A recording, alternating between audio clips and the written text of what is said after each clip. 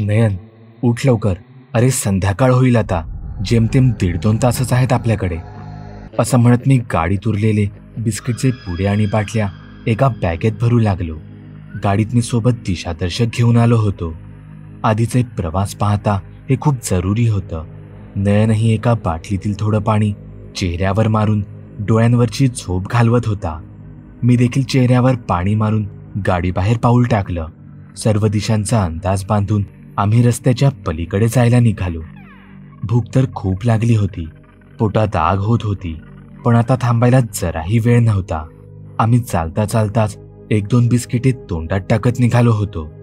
आम्ही ठरवलं होतं दर 5 मिनिटांनी विशालच्या नावे हाका मारायच्या आणि आम्ही तसंच करत एकाच दिशेने सरळ पुढे निघालो.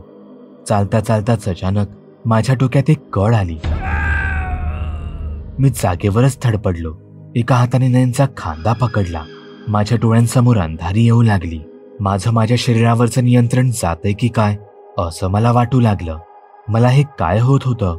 माझ्यासोबत हे आधीही एकदा झालं होतं, पण तेव्हा मला ते अपुऱ्या झोपेमुळे होत असावं असंच वाटत होतं. माझी ही अवस्था पाहून नयनही घाबरला होता. मी मनातल्या मनात प्रार्थना करू लागलो. आम्ही विशालपर्यंत पोहोचू किंवा नाही हे मला माहीत नाही, पण विशालच्या मदतीला तिथे कोणीतरी नक्कीच पोहोचायला हवं. इथे विशाल मात्र तहानभूक विसरून चालतच होता. संपूर्ण रात्र तो जागाच होता. त्यानंतर पहाटेपासून ते आतापर्यंत तो या भूलभुलैयातून स्वतःला सोडवण्याचा प्रयत्न करत होता, पण सगळं व्यर्थ होतं. विशालने वर आकाशात पाहिलं. तो आता रडकुंडीला आला होता, कारण आता कधीही अंधार होऊ शकत होता. एव्हाना त्याच्या सर्व आशा अपेक्षा ह्या विरून चालल्या होत्या. सूर्य मावळला की सगळं काही संपणार होतं. असंख्य आत्मे त्याच्या रक्तासाठी आधीच आतुर होते. त्याच्या मनात एक शंका आली. तो परत कधी आम्हाला भेटू शकणारच नव्हता का? जसा तो आम्हाला शोधत होता, तिथून बाहेर पडायला पाहत होता, तसे आम्हीही त्याला शोधत असू. नयनचं काय झालं असेल? मी नयनपर्यंत पोहोचलो असेन का? तो जागीच थांबला आणि एका झाडाच्या आधाराने खाली बसला. त्याला बऱ्याच वेळापासून त्याच्या बुटांमध्ये जडपणा जाणवत होता. त्याने बुटातून आपले पाय बाहेर काढले. ते फारच सुजलेले होते, लाल झाले होते, पण त्याला तितक्या वेदना होत नव्हत्या. तो खाली बसून आपल्या दोन्ही पायांवरून हात फिरवू लागला. विशालने आपले डोळे बंद केले होते. सर्वत्र अचानक शांतता पसरली, पण ती काही सेकंदापुरतीच होती. त्याला कसली तरी जाणीव होऊ लागली, जसं की कोणीतरी भयानक असं त्याच्या जवळ येत आहे. प्रसंगाचं गांभीर्य लक्षात घेता विशालने लगेचच आपल्या पायांवर त्याचे बूट चढवायला घेतले.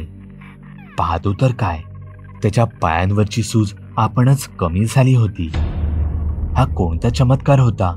पण त्याबद्दल विचार करण्याची ही वेळ नव्हती. विशालला त्या ताकदीची जाणीव होत होती. नदीच्या प्रवाहातून आपण चालत असू आणि त्याचवेळी लांबून झालेली हालचालही पाण्याच्या तरंगामुळे ज्याप्रमाणे आपल्याला जाणवते, विशाललाही काहीसं तसंच जाणवत होतं. त्याच्या शरीरावर आणि मनावर एक प्रकारचा वेगळाच दबाव जाणवत होता. ते जे कोणी होतं ते विशालच्या जवळ येत होतं. विशालला त्याच्या पावलांचे आवाज ऐकू आले. तिथे जास्त वेळ थांबणं धोक्याचं होतं. विशाल तिथून विरुद्ध दिशेने जाऊ लागला. तोच त्याची नजर खाली जमिनीवर पडली. तिथल्या मऊ मातीमध्ये कोणाच्या तरी पावलांचे भले मोठे ठसे त्याला दिसले. विशालने जवळ जाऊन पाहिलं. त्याचं एक पाऊल विशालच्या पावलाच्या चौपटीने होतं. कदाचित तो डोंगराळ भागातील एक गूढ यती होता आणि कदाचित तोच त्याच्या दिशेने येत होता. यती हिमालयातील लोककथांनुसार आशियातील हिमालय पर्वतरांगेत राहणारा एक कथित वानरासारखा प्राणी. पाश्चात्य लोकसंस्कृतीनुसार या प्राण्याला घृणास्पद हिममानव म्हणूनही ओळखले जाते. यतीच्या अस्तित्वाचे आजवर अनेक पुरावे समोर आले आहेत. त्यात काहींनी त्याला प्रत्यक्ष पाहिल्याच्या घटनेपासून ते विवादित व्हिडिओ रेकॉर्डिंग, छायाचित्रे आणि मोठ्या पावलांचे ठसे यांचा समावेश आहे. यापैकी काही अनुमान आहेत किंवा खोटे आहेत. यतीचे वर्णन अनेकदा तपकिरी, राखाडी किंवा पांढऱ्या केसांनी झाकलेला एक मोठा 2 पायांवर चालणारा वानरासारखा प्राणी असं केलं जातं. काही वेळा त्याला मोठे तीक्ष्ण दात असल्याचेही चित्रित केले जाते. काहींच्या मते 200-300 वर्षांपूर्वी तिथली लोक शिकारीचा देव म्हणून याची पूजा करत.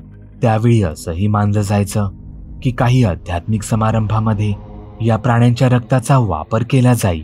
त्यावेळी हे प्राणी वानरांसारखे म्हणून चित्रित करण्यात आले होते, जो एक मोठा दगड शस्त्र म्हणून घेऊन जातात आणि शिट्टी वाजवणारा आवाज काढतात. हा फोटो 1937 साली काढण्यात आला, ज्याद्वारे यात यतीच्या पावलांचे ठसे आहेत असा ठाम दावा करण्यात आला. 20व्या शतकात यतीच्या दिसण्याचे लोकांमधील प्रमाण आणि दावे हे हळूहळू वाढू लागले. 1948 साली सिक्कीमच्या आणि भारताच्या अनेक भागांत यतीच्या पावलांचे ठसे आढळून आले.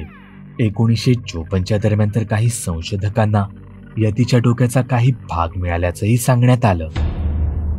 विशालच्या जवळ येणारा हा नक्की एक प्रकारचा यती होता की कोणता दुसराच राक्षस, हे मात्र विशालला माहीत नव्हतं. पण सूर्य मावळायला काहीच वेळ उरला होता, हे मात्र नक्की.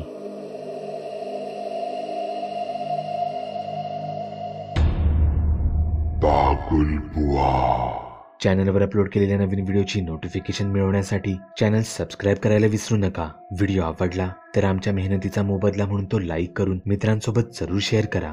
चॅनलवरचे इतर व्हिडिओ पाहण्यासाठी इथे क्लिक करा. तसेच चॅनलवरची प्लेलिस्टही चेक करा. दर दिवशी नवनवीन भूतांचे व्हिडिओ बनवून मी तुमचं मनोरंजन करत राहू याची खात्री बाळगा.